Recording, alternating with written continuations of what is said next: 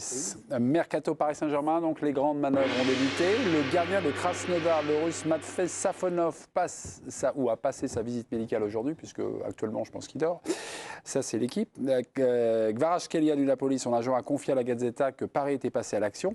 Et puis Lenny Yoro est aussi ciblé. Alors, est-ce un recrutement pertinent? Damien, je suis désolé, mais ça tombe sur vous, mais vous suivez le PSG, vous avez dit plutôt oui. Mais plutôt pertinent par rapport au poste dont le PSG a besoin et qu'il doit remplir.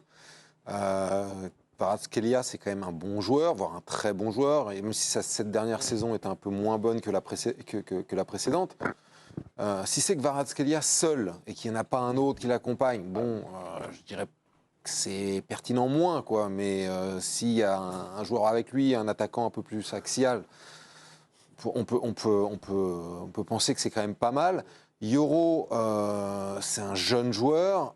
Si c'est pareil, si c'est Yoro qui vient avec un autre défenseur, je trouve que c'est une bonne idée. Si c'est Yoro pour assumer et porter le poids de la défense centrale, c'est un peu plus compliqué. Et Safonov, alors hier j'ai lu le papier d'Hugo Delon qui a interrogé un dirigeant russe qui a gardé l'anonymat, c'est bien, puisqu'il dit que c'est un bon gardien, mais il n'a pas de jeu au pied. Notre assistant... C'est intéressant parce que par rapport au jeu de Luis Enrique... c'est compliqué d'avoir un gardien qui joue pas. Le recruteur, dont j'ai oublié le nom, disait que c'était un petit Donnarumma. Ouais. Avec un meilleur jeu au pied malgré tout que Donnarumma. Mais très bon sur sa ligne, moins bonne main que Donnarumma. Donc, de toute manière, s'ils le prennent, c'est pour qu'il soit une doublure. Ah bah oui, moi. Mais doublure, mais venant un peu, on va dire, concurrencer, chatouiller, machin. Chatouiller, oui. C'est la doublure qui pique, vous savez, les doublures qui piquent. Je trouve que vous êtes tous très durs avec lui, quoi. C'est quand même un super gardien. Je suis d'accord avec toi. Donnarumma, à chaque fois, dès qu'il fait un bon match, c'est normal. Et puis dès qu'il fait une toile. Un petit truc, vous êtes là, ouais, mais il prend le pied d'appui là, ouais, mais ceci, mais qui. Ah ouais, d'accord. Vous perdez la tête. Je suis d'accord. Ah bah oui. Lenny Yoro, d'après Foot Mercato, des confrères, il semble que le Real a un temps d'avance. Oui. Yoro va le Real va proposer 30 millions plus du bonus. On l'a écrit dans l'équipe à l'avant-veille de la finale de la Coupe de France. D'accord, très bien. Bon, ils l'ont écrit l'avant-veille, comme ça, voilà, tout le monde. Peut-être que Foot Mercato l'avait écrit. Le Real va proposer 30 millions plus des bonus. Si Paris veut récupérer la main, là, ils doivent doubler, ils doivent toujours surpayer, parce que c'est un peu comme ça la tactique de Paris, là, pour prendre un joueur. Je pense que ce sera un peu plus cher pour Paris que pour un club étranger. Et lui, veut faire quoi ? Je crois que pour le moment, il penche pour le Real. Ouais. Il penche pour le Real, mais il peut vite pencher pour Paris si Paris a des arguments. Mais c'est toujours pareil. Ça dépend comment on lui vend le projet et qui lui vend. Mendes, je pense qu'il verrait aucun inconvénient à ce que Yoro complète un peu son écurie au Paris Saint-Germain, qui est déjà assez fournie. Oui, assez conséquente. Kvaratskhelia, donc la petite musique qui me revient, ça je crois que je l'ai lu dans le journal L'Équipe, sous la plume de José Barroso, c'est que Luis Enrique, il y a un petit truc qui lui tourne, c'est qu'il pourrait éventuellement donc, jouer la saison prochaine sans véritable avant-centre fixe.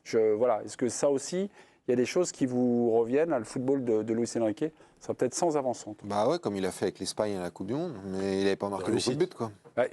Moi, je veux bien, mais Mbappé, là, il pèse 44 buts. C'est un peu con de faire ça, mais 44 buts moins machin, si les mecs partent pas... C'est peut-être un peu con, mais en attendant, quand il a eu la possibilité de mettre un avant-centre, parce qu'il ne mettait pas Mbappé, il ne le faisait pas forcément. Ouais. C'était pas forcément Ramos la solution naturelle. Ouais.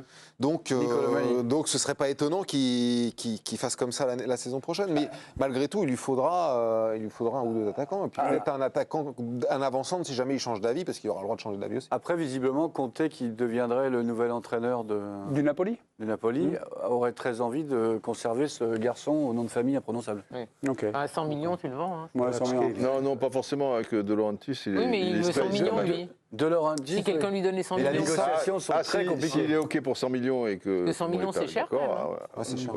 Quiz. Qu'est-ce qu'il y a? Quiz, quoi. Ah ben, quiz. Attendez, on est en train de parler du mercato du PSG. Complètement. Non, mais un grand milieu de terrain. Rien à l'horizon, là, pour l'instant. Non, mais Peut-être qu'il y a... Non, mais Pour il y a l'instant, sûrement quelqu'un, je l'espère. Mais je pense qu'un grand milieu de terrain ne suffira pas. Il faut un milieu de terrain, il faut repenser le milieu de terrain. Ça fait depuis que le milieu, le fameux milieu Matuidi, Mota, Verratti, avec Rabiot en backup a disparu. C'est souvent le problème du PSG. Et, moi, j'adore Vitinha, j'adore Warren Zaïre-Emery, j'aime bien Fabian Ruiz. Mais ça ne fait pas encore un milieu de terrain de très grande envergure. On l'a vu contre le Borussia Dortmund. Donc, ce n'est pas un joueur qui va changer le paysage. À moins qu'ils prennent Rodri de Manchester City. Mais je ne crois pas. Luis Campos, à Folle Parisien, va rester confirmé? Parce qu'il y a 2-3 semaines ou une semaine, vous n'étiez pas sûr. Ouais, non, mais avec le PSG, je pense qu'il faut toujours être prudent. Peut-être que la tendance, en tout cas ce que Luis Campos dit ou fait dire qu'il va rester, et peut-être va-t-il rester, mais Antero Henrique, en 2019, pensait qu'il allait rester, avait commencé le recrutement, et le 21 ou 22 juin, il n'était plus là. Dominique Sévrac a fait un live sur le site Le Parisien, Bernardo Silva n'est plus une piste. Là aussi, ça vous est revenu ou pas? Mais je comprends que ce ne soit plus une piste, parce qu'il joue à Manchester City. Et Manchester City n'a jamais vendu un joueur au PSG. Et que Bernardo Silva est sous contrat, ils ne vont pas renforcer le PSG. Et un joueur libre de City l'an dernier n'a pas voulu venir au PSG, a préféré aller à Barcelone. Gundogan. Donc, Ok. Bon, on a fait un plan sur le mercato.